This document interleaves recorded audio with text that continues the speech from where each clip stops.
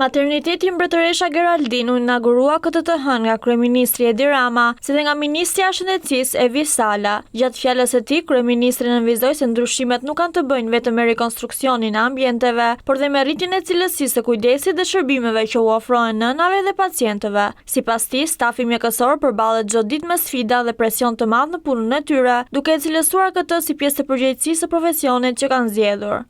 Jemi në një tjetër finish pas një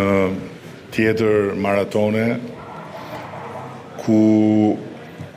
faktikisht ndërmorëm një transformim të domosdoshëm, por edhe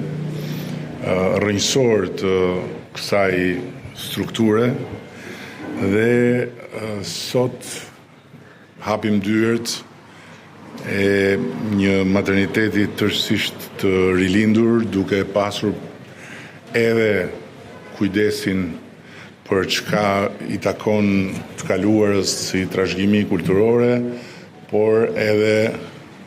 hapësirat e reja të cilat i shtohen këtij materniteti dhe e bëjnë më të lehtë pa diskutim shërbimin, e bëjnë shumë më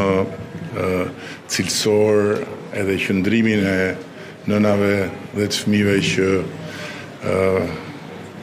hyjnë dhe dalin nga ky maternitet. Transformimi i shëndetësisë është në sytë të gjithë atyre që duan të shohin, por shëndetësia është në të njëjtën kohë edhe në gojet e të gjithë atyre që nuk duan të shohin. Mëtej, Rama u shpreh se sistemi jon shëndetësor është përmirësuar ndjeshëm, pasi sipas tij nuk kemi shumë nga ato probleme që kishim një dekadë më parë. Nuk kemi numrin maramendës të infeksioneve postoperatore që mbanin njerëzit me ditë të tëra në spital pas operacionit, si rezultati kushteve jashtëzakonisht të vështira higjienike dhe si rezultati instrumenteve mjekësor të rësisht të dalboje.